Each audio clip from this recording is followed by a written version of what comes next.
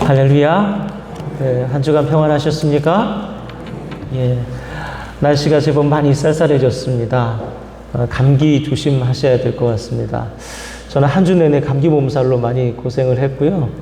동시에 이 눈도 오른쪽 눈이 가끔 이제 그 짓무름이 있어서 시력이 좀 많이 떨어질 때가 있어요. 그래서 오늘은 여러분의 얼굴이 제대로 보이지가 않네요. 여러분 건강 조심하시고 환절기에 다가오는 여러 가지 육신의 연약함들 여러분 주님 붙드심으로 잘 이겨내시기를 바랍니다. 우리 좌우 앞뒤에 계신 우리 성도님들에게 인사 한번 할까요? 오늘은 이렇게 인사할까요? 건강 조심하세요. 우리 인사하겠습니다. 건강 조심하세요. 예, 건강 늘 조심하십시오. 예. 17세기 계몽주의 사상가인 토마스 홉스라는 사람은 자연 상태의 인간의 삶은 고독하고 가난하고 고약하고 잔인하고 짧다 이렇게 말했습니다. 그래서 인간은 늘 불안함 가운데에서 욕망과 이기심에 이끌려서 끊임없이 투쟁을 한다라고 했어요. 홉스는 이를 그 유명한 만인 대 만인의 투쟁이라고 표현했습니다. 간단히 말하면 인생은 마치 전쟁터와 같다는 거예요. 때문에 홉스는 인간이 제대로 된 삶을 살기 위해서는 그와 같이 자연 상태에서 무한 투쟁 중인 인간이 공동체를 이루어야만 한다. 그리고 시민사회와 리더에게 권력의 일부를 이양해서 적절한 통제를 받아야 된다라고 말했습니다. 이게 바로 국가죠. 그처럼 현대의 모든 사람들은 홉스가 이야기한 국가를 이루고 사회적 합의 가운데서 적절한 통제를 받으며 살아가고 있습니다. 그래서 사회 공동체를 해칠 정도의 과도한 이기심이나 지나친 욕망들은 법률과 관습의 제재를 받고 이를 통해서 우리 공동체는 건강한 사회를 유지해 가죠. 여러분, 그럼에도 불구하고 우리는 사회적인 계약이나 합의만으로는 투쟁하는 인간의 삶을 제대로 통제할 수 없다는 것을 경험적으로 잘 알고 있습니다. 우리 한국 사회만 해도요, 태어나는 그 순간부터 이미 경쟁이고 투쟁입니다. 우리나라 출산율이 세계에서 가장 꼴찌. 이미 우리나라보다 외국에서 더 우리 대한민국이 소멸될 거라는 걱정을 하고 있는 상황입니다. 그런데 요즘 젊은이들 왜 그렇게 아이를 낳지 않으려고 할까요? 편하게 살고 싶어서일까요? 그렇지 않다는 거예요. 자신의 사랑하는 아이가 불공정한 싸움의 희생양이 되게 하고 싶지 않기 때문에 젊은 세대들이 아이를 안 낳아요. 태어난 지 얼마 안 된 아이가 부동산을 수십 채 수백 채 가지고 있는 이 일그러진 사회적 현실에서 내 자녀가 그들과 제대로 경쟁할 수 있게 하냐는 거예요. 나는 어차피 태어났으니 남의 밑에서 부당한 대우를 받더라도 어떻게든 견디며 산다고 해도 내 자신마저 그런 인생을 물려줄 수는 없다. 이게 요즘 젊은 사람들의 사고방식입니다. 여러분, 이러한 무한 경쟁 세상 속에서 우리 성도는 한 가지 투쟁을 더 하고 있어요. 그것은 바로 하나님의 통치를 인정하지 않는 이 세속 사회 속에서 하나님의 거룩한 백성으로서 살아남는 투쟁을 우리는 한 가지 더 하고 있는 겁니다. 얼마나 힘드세요? 그리고 성도들은 이 두 가지 생존 투쟁과 영적 투쟁을 함께 하다 보니까 때때로 극심한 혼란을 느끼며 살아갑니다. 그래서 여러분, 한때는 하나님 잘 섬기면 생존의 투쟁에서도 반드시 승리한다. 이 기독교 승리주의가 우리 교회에 만연하기도 했습니다. 그래서 예수 잘 믿으면 안 믿는 사람에 비해 더 많이 복받고 모든 경쟁에서 수월하게 이긴다는 거예요. 그러나 여러분, 과연 그랬습니까? 그렇지 않죠. 그것은 기복주의입니다. 성도 여러분, 성도의 투쟁은 생존 그 이상의 의미와 가치가 있습니다. 아니, 비교할 수 없는 큰 의미와 가치가 있어요. 그것을 모르면 우리는 늘 우리 인생에 닥쳐오는 현실 앞에서 왜 하나님 내 편이 돼주지 않으십니까? 괴로워하고 패배주의적인 마음을 아는 채 마지못해서 무기력하게 신앙생활을 할 수밖에 없다는 거예요. 오늘 저는 이 본문 말씀을 통해서 특별히 다윗의 승리 이야기를 통해서 성도의 투쟁의 의미와 가치를 여러분에게 알려드리고자 합니다. 우리 먼저 오늘 본문에 대한 간단한 설명을 여러분에게 드리도록 하겠습니다. 다윗은 소년 시절 사무엘에게 이 사울 왕에 이어서 이스라엘 왕으로 기름 부음을 받습니다. 그로부터 그가 왕이 되기까지 걸린 시간이 얼마나 걸렸을까요? 무려 20년입니다. 20년. 그리고 다윗에게 그 20년의 시간은 잘 준비하고 차곡차곡 성장한 시간이 아니라 살아남기 위해서 처절하게 투쟁했던 인고의 시간들이었어요. 사울 왕은 하나님께서 다스리시는 신정 정치를 버리고 군주가 다스리는 세속 정치를 표방했습니다. 때문에 당연히 왕권도 사울 왕가에서 세습해야 된다라고 생각을 했어요. 그런데 선지자 사무엘이 다윗을 왕으로 지정하고 이스라엘 백성들을 그 다윗을 존중하고 자신보다 더 사랑하는 거예요. 그래서 그를 정적으로 제거하기 위해서 온 힘을 기울입니다. 그때부터 다윗은 사울의 칼을 피해서 광야를 전전해요. 살기 위해 투쟁합니다.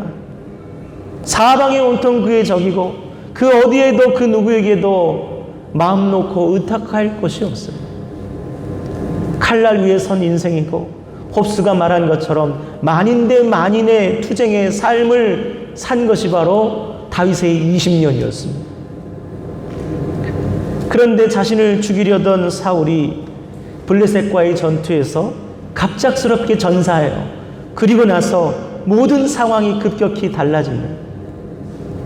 사울의 남은 아들 이스보셋이 왕위를 이어받았어요. 그런데 그마저도 자신의 부하인 레갑과 바하나에게 암살을 당하고 많은 사건이 벌어집니다.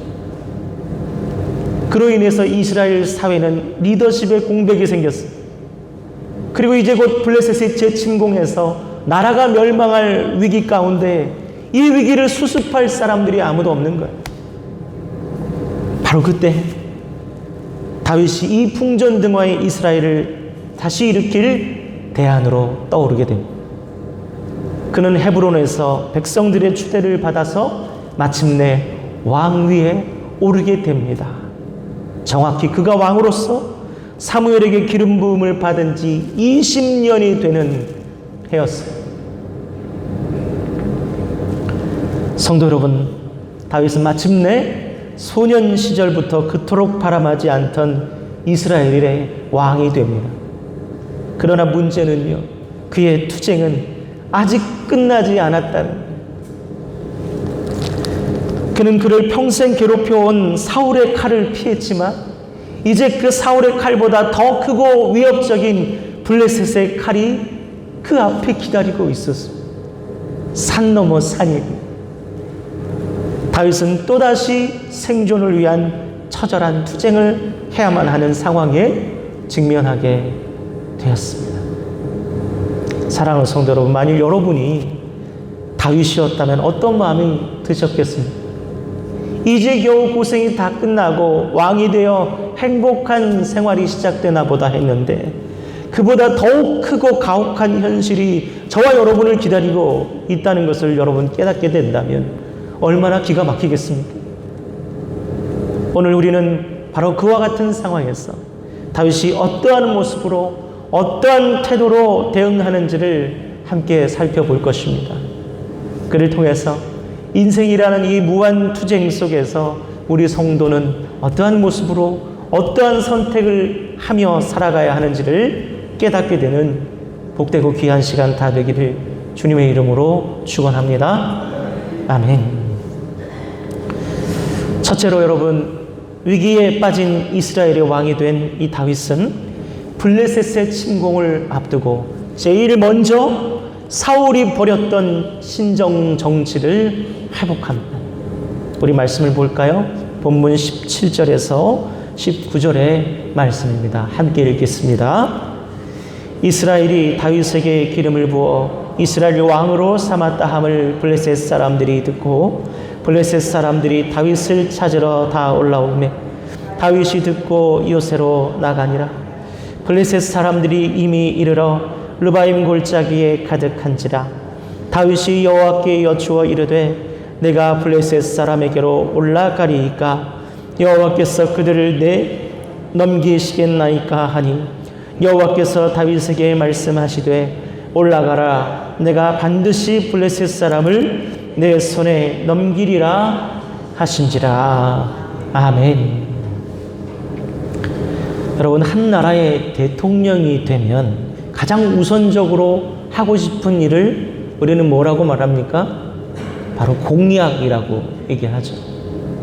이 공약에는 지도자로서 어떠한 가치관을 가지고 나라를 통치할지, 또 국가 발전에 대한 어떠한 비전을 제시할지가 잘 드러나 있습니다. 그러니까 공약을 잘 보시고 투표를 하셔야 돼요. 그렇다면 여러분, 이스라엘의 새로운 왕이 된 다윗은 가장 우선적으로 그가 한 일이 무엇입니까? 그것이 바로 19절 말씀에 나타나 있습니다. 뭐라고 되어 있습니까? 다윗이 여호와께 여쭈어 이르되 라고 되어 있습니다. 여러분, 이것은 무슨 말입니까? 다윗은 앞으로 국정의 모든 것을 하나님께 여쭈어서 행하는 신정정치를 표방하겠다, 회복하겠다라는 강력한 의지를 보인 겁니다. 성도 여러분, 사무엘서는요, 이스라엘 백성들이 여호와 하나님께 우리에게도 왕을 세워달라라고 요청하는 것으로 시작돼요. 그게 사무엘서의 시작입니다. 여러분, 이전까지 이스라엘에게는 왕정이 없었습니다. 그리고 사사라고 하는 사법적 권한을 가진 지도자만이 존재했어요. 여러분, 왜 그렇습니까? 이스라엘의 왕은 누구십니까? 여호와 하나님이세요. 그렇다면 그들은 왜 여호와 하나님을 따로 두고 따로 이 왕을 세워달라고 했습니까? 당시 고대 근동에는 강력한 군주를 가진 국가들이 우후죽순 일어나고 있었어요. 북으로는 아시리아, 남으로는 애굽과 바벨론, 서쪽으로는 해양 왕국의 여러 제국들이 우후죽순 일어나서 고대 근동의 패권을 두고 각축전을 벌이는 그야말로 격변의 시기였어요. 이른바 만인 대 만인의 투쟁의 시기였습니다. 그런 격변의 시기 속에서 너무나 불안했던 이스라엘 백성들이 살아남기 위해서, 생존하기 위해서 우리에게도 그와 같은 강력한 군주를 달라, 그렇게 요청한 거예요. 그렇게 세워진 이스라엘 초대왕 사울 왕은요, 그 백성들의 바람대로 등극하자마자 강력한 친위대를 만듭니다. 군대를 정비합니다. 그래서 투쟁하기 위한 나라를 만들었어요. 그렇게 그들은 여호와 하나님이 통치하시는 거룩한 나라 이스라엘 왕국이 아니라 고대 근동의 세속 국가 이스라엘 왕국이 되어갔습니다. 그런데 여러분, 성도 여러분, 그 결과가 무엇이냐고. 그 결과가 이스라엘 왕국은 애국과 같은 대제국은커녕 바로 옆에 이웃한 블레셋 족속조차 이겨낼 수 없는 약속이 불과했던 거예요. 그리고 결국 사울과 그 아들들이 그 전장에서 전사하는 수모를 겪습니다. 이게 세속국과 이스라엘 왕국의 현실이었어요. 성도 여러분, 그처럼 여호와 하나님이 통치하지 않은 이스라엘 백성은 그저 변방의 수많은 약소국 중 하나에 불과했던 것입니다. 아무리 군대를 키워도, 아무리 무기를 장비해도 소용이 없어요. 애초에 거대한 제국들이 기침만 해도 날아가 버릴 것이 바로 이스라엘 왕국이었다는, 이게 바로 이스라엘 백성들이 그토록 요구했던 세속 왕국, 세속 군주의 실체였던 겁니다. 여러분, 우리 성도는 뭘로 살아갑니까? 여러분, 무엇이 있으면 안심하겠습니까? 무엇이 있으면 이 무한 경쟁의 사회 속에서 승리할 수 있겠습니까? 다윗은 그와 같이 세속 국가로 전락해버린 고대 근동의 약소국 이스라엘의 왕이 되어 이제부터 자신이 해야 될 가장 중요한 일이 무엇인지를 깨달았어요. 그것이 무엇입니까? 모든 국정을 여호와 하나님께 묻는 정치, 즉 신정 정치를 회복하는 일이었어요. 그렇다면 여러분, 왜 그는 그것이 가장 중요한 일이라고 생각했을까요?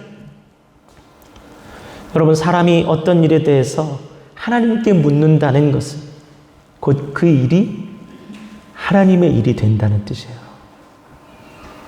즉 이스라엘의 생존이 오롯이 나의 일일 때에는 해답이 없지만 그것을 하나님께 물어서 하나님의 일이 되게 하면, 하나님이 그 일을 자신의 일로 인식하시면 그때부터는 완전히 다른 상황이 벌어진다는 의미예요.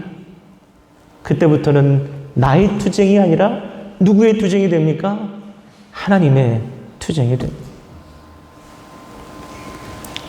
스가랴 4장 6절 말씀을 함께 읽어보겠습니다. 함께 읽겠습니다. 그가 내게 대답하여 이르되 여호와께서 스룹바벨에게 하신 말씀이 이러하니라. 만군의 여호와께서 말씀하시되 이는 힘으로 되지 아니하며 능력으로 되지 아니하고 오직 나의 영으로 되느니라. 아멘. 성도 여러분, 이 무한투쟁의 세상 속에서 오롯이 나 자신의 힘으로는 승리는커녕 생존조차 보장하기 어려운 것이 냉엄한 현실입니다. 이 대한민국이 강대국들의 힘싸움에서, 북한의 저 핵 위협에서, 불안한 안보와 경제 현실 속에서 살아남는 것 또한 요원한 일이에요. 어떻게 합니까, 우리는? 그것이 나만의 문제일 경우에, 이 나라만의 문제일 경우는 필연히 그렇습니다. 그러나 이 암울한 현실을 역전시킬 수 있는 단 한 가지 방법이 있다는 거예요. 여러분, 그것이 무엇입니까? 하나님께 묻는 거예요. 하나님께 물음으로 나의 문제를, 우리의 문제를, 이 나라의 문제를 하나님의 문제로 전환해야 한다는 거예요. 여러분, 우리의 투쟁은 군사력으로 되지 않고 외교력으로 되지 않고 오직 만군의 하나님의 영으로만, 하나님의 비즈니스가 되어야만 해결 가능한 것입니다. 사랑하는 성도 여러분, 다윗은 바로 그 사실을 깨우치고 있었기 때문에 세속 정치를 청산하고 하나님께 묻는 정치, 신정 정치를 회복한 것입니다. 이처럼 저와 여러분 또한 하나님께 묻는 삶이, 하나님께 묻는 삶으로 전환되기를 소원합니다. 신앙이란 무엇입니까, 여러분? 간단합니다. 하나님께 묻는 거예요. 성도란 무엇입니까, 여러분? 간단합니다. 하나님께 묻는 사람이 성도예요. 하나님께 물으면 하나님의 비즈니스가 되고, 하나님께 묻지 않으면 난 마이 비즈니스, 하나님과의 상관이 없는 일입니다. 여러분, 이를 기억하시고 하나님께 물으시는 진정한 신앙, 진정한 성도로서의 모습을 회복하시기를 주님의 이름으로 축원합니다. 아멘. 두 번째로, 이스라엘의 새로운 왕이 된 다윗은 자신이 왜 왕으로 부름을 받았는지, 자신이 왕이 된 이스라엘은 앞으로 어떤 나라가 되어야 하는지를 분명히 깨달았습니다. 우리 다 같이 본문 20절의 말씀을 함께 읽겠습니다. 읽습니다. 다윗이 바알브라심에 이르러 거기서 그들을 치고 다윗이 말하되 여호와께서 물을 흩음같이 내 앞에서 내 대적을 흩으셨다 하므로 그곳 이름을 바알브라심이라 부르니라. 아멘. 본문 17절을 앞서 보시면 다윗이 이스라엘의 왕이 되었다는 소식을 들은 블레셋이 그가 혼란한 이스라엘을 수습하기 전에 다윗을 압박하고자 했어요. 그래서 이스라엘을 괴멸시키기 위해 대군을 이끌고 르바임 골짜기로 집결합니다. 르바임이라는 말은 여러분 거인이라는 뜻이에요. 거인. 블레셋 족속은 인종 특성상 체구가 장대했습니다. 여러분 블레셋의 가장 유명한 우리 장수를 우리는 알고 있습니다. 누구죠? 예, 골리앗. 이 블레셋 사람들이 대체적으로 거인이었던. 즉 여러분, 르바임은 이스라엘 백성에게 블레셋의 강성함을 상징하는 대적 불가능한 상황을 의미하는 거예요. 즉 다윗은 왕이 되자마자 도저히 이길 수 없는 싸움에 직면한 겁니다. 어떻게 해볼 수 없는 싸움. 그럼에도 불구하고 다윗은 저 르바임에서 대적 불가능한 그 현실을 압도되지 않았어요. 그는 르바임을 앞두고 만군의 여호와 하나님께 물음으로써 이 싸움을, 이 투쟁을 자신의 생존을 위한 투쟁이 아니라 하나님의 싸움, 여호와 하나님의 거룩한 투쟁으로 바꾸어 내는데 성공합니다. 그리고 바로 그 순간 대적 불가능했던 이 싸움의 승패가 역전됩니다. 바알 브라심, 여러분 무슨 뜻입니까? 흩어버리시는 주님이라는 뜻이에요. 홍수가 나면 급류가 발생하지 않습니까? 모든 것을 다 휩쓸어버려요. 여호와 하나님께서 저 앞을 막고 있는 대적하는 모든 것들을 거침없이 쓸어내 버리시겠다고 하는 것이 바로 바알 브라심이에요. 하나님께서 감당하기 힘든 거인들이 집결한 르바임을 향해 위축되지 않는, 그리고 하나님께 묻는 하나님의 도우심을 구한 다윗을 도우셔서 바알 브라심의 역사를 보여주신 거예요. 다윗의 대적인 블레셋을 하나님이 자신의 대적처럼 휩쓸어 버리시고 다 쓸어내 버리셨습니다. 성도 여러분, 우리 성도의 삶에서 그와 같은 바알 브라심을 경험하게 되는 때는 언제일까요? 어떤 상황에서 하나님께서 우리 앞을 가로막고 있는 장애물들을, 저 한거불능의 대적들을 쓸어버리시는 역사가 일어날까요? 그것은 바로 우리 인생의 주인공이 내가 아니라 하나님이실 때, 하나님이 주권을 가지셨을 때 바알 브라심의 역사가 일어나는 것입니다. 내 인생은 하나님이 써내려가시는 나에 대한 하나님의 이야기라고 누군가는 말했습니다. 여기서 중요한 것은 내 인생은 나에 대한 이야기, 나에 대한 스토리가 아니라는 거예요. 내 인생은 하나님의 이야기고 하나님에 대한 스토리라는 거예요. 이것을 여러분 이해하셔야 됩니다. 때문에 하나님께서 이 내 인생을 통해서 하고자 하시는 일이 무엇인지, 하나님께서 내 인생을 통해서 이루고자 하시는 위대한 역사가 무엇인지를 여러분 분명히 깨우치셔야 돼요. 그것을 아는 사람에게 하나님은 바알 브라심의 놀라운 역사를 보여주시는 겁니다. 그렇다면 여러분, 하나님께서 다윗을 통해서 이루고자 하신 그 원대한 뜻은 무엇일까요? 다 같이 21절의 말씀을 함께 읽어보겠습니다. 읽겠습니다. 거기서 블레셋 사람이 그들의 우상을 버렸으므로 다윗과 그의 부하들이 치우니라. 아멘. 급류가 휩쓸고 지나간 자리에는 항상 남는 것이 있습니다. 무엇입니까? 온갖 쓰레기와 잔해더미. 바알 브라심이 역사한 그 자리에도 그와 같은 잔해더미들이 남았습니다. 그것이 무엇입니까? 블레셋 사람들이 남기고 간 우상들이었어요. 다윗은 그들이 남긴 우상들을 하나도 남기지 않고 치워버렸습니다. 정확히는 그곳을 거룩하신 하나님의 땅으로서 성결하게 만들었습니다. 여러분, 이것이 바로 바알 브라심의 역사가 일어난 이유예요. 다시 다윗이 해야 될 진짜 사명이 바로 이것입니다. 다윗의 사명은 블레셋과 싸워서, 대제국들과 싸워서 이기고 살아남는 것이 아니었어요. 바로 우상을 없애는 거죠. 이스라엘 왕으로서 투쟁이 아니고 성결이 바로 그의 사명이었던 겁니다. 여러분, 우리 성도의 사명은 승리가 아니라 성결입니다. 성도인 우리는 세상 가운데서 여러분 왜 투쟁해야 합니까? 왜 믿음의 선한 싸움을 그토록 여러분 힘겹게 싸워 나가시고 승리해야 합니까?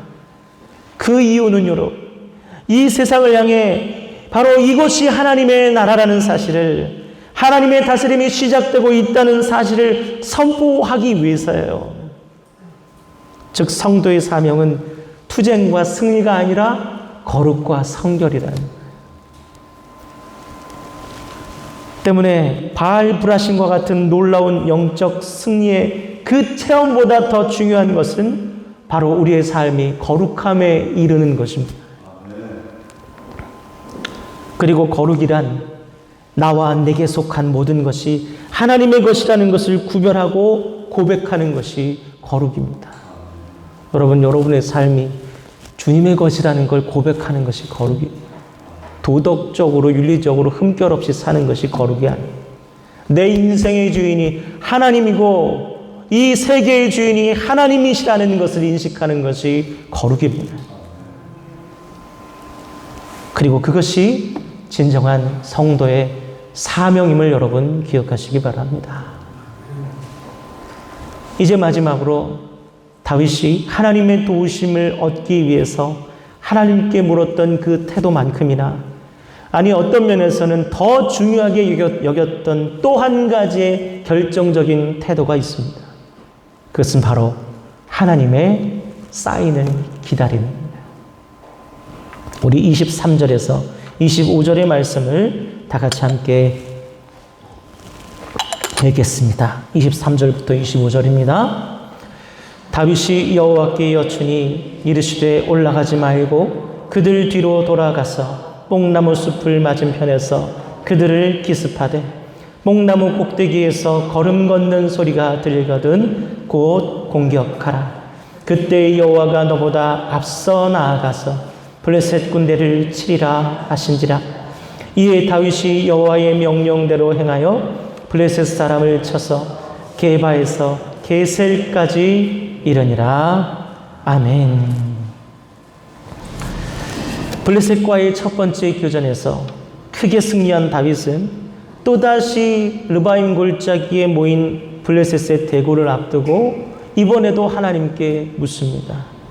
그런데 이번에는 하나님께서 뽕나무 꼭대기에서 걸음 걷는 소리가 들릴 때까지 기다려라.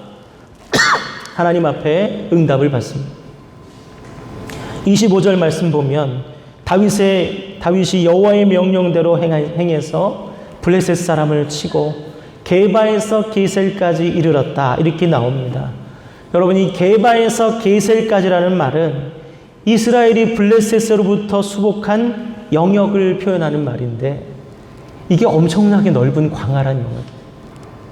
과거 이스라엘 백성들이 블레셋에게 빼앗긴 땅을 이 르바임 전투를 통해서 모두 수복했다라는 그런 의미입니다. 여러분, 얼마나 놀라운 승리입니다. 성도 여러분, 왜 하나님께서 그런데 이 두 번째 교전에서 다윗에게 뽕나무에서 나는 걸음소리를 기다리라 말씀하셨을까요?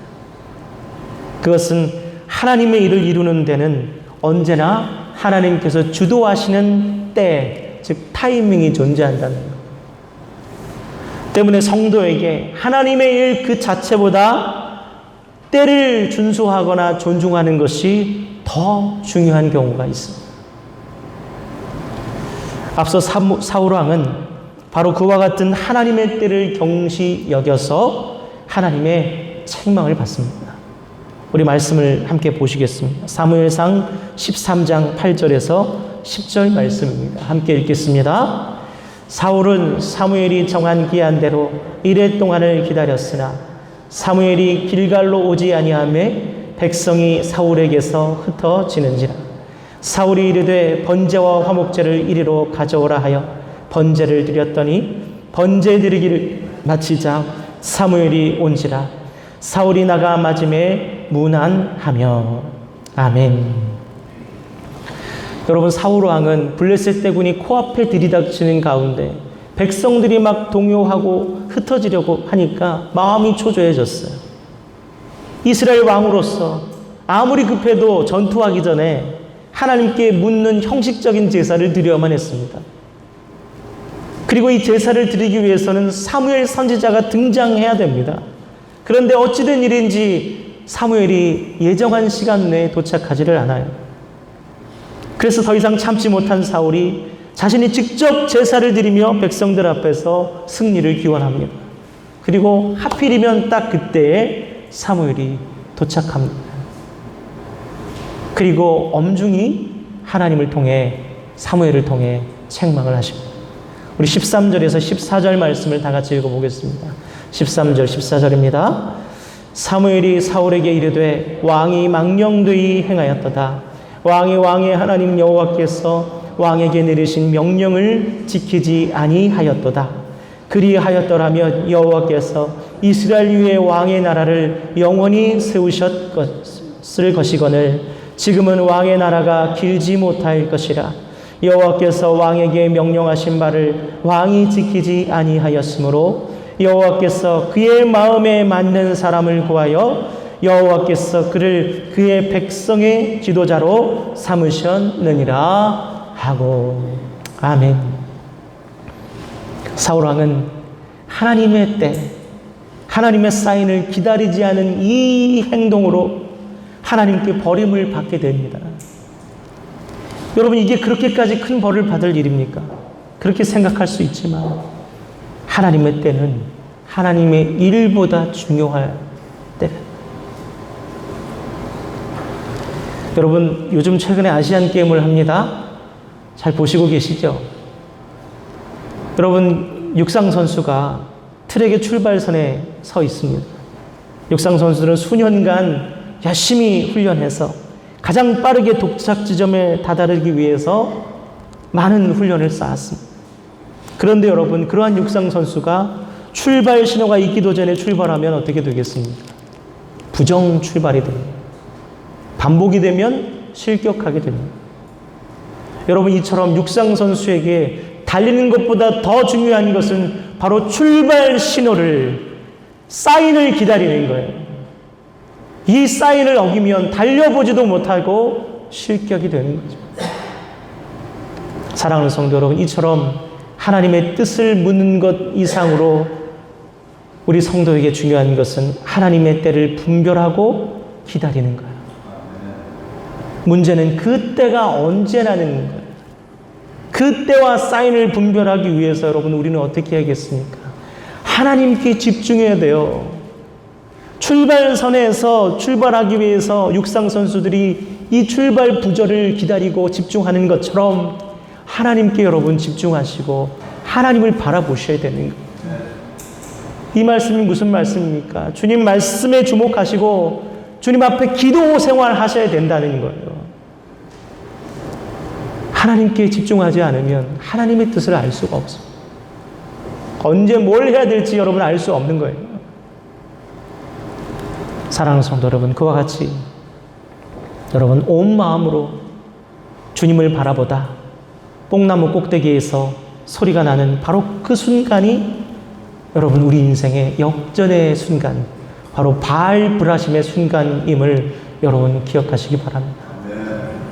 그리고 오늘도 하나님께 온전히 주목하시고 그분의 사인을 간절히 기다리심으로 이 바알 브라심의 승리를 경험하시는 성도들이 다 되시기를 주님의 이름으로 축원합니다. 기도하겠습니다. 하나님 아버지 감사합니다. 오늘도 하나님께서 사랑하는 주의 성도들을 주의 전으로 모으시고 어떻게 하면 이 무한투쟁의 세상 속에서 승리하고 하나님의 뜻을 온전히 드러내며 살 수 있는지를 깨우쳐 주시니 참으로 감사합니다. 하나님을 온전히 바라보고 주님의 사인을 기다리며 또 우리의 문제를 하나님께 물어 주님의 문제가 되게 하는 것이 이 땅 가운데서 우리가 하나님의 뜻을 드러내는 또 하나님의 승리를 드러내는 가장 귀한 태도임을 깨닫게 하시고 그와 같은 삶으로 바알 브라심의 역전을 경험하는 우리 모든 성도 다 될 수 있도록 인도하여 주옵소서. 예수님의 이름으로 기도드립니다. 아멘.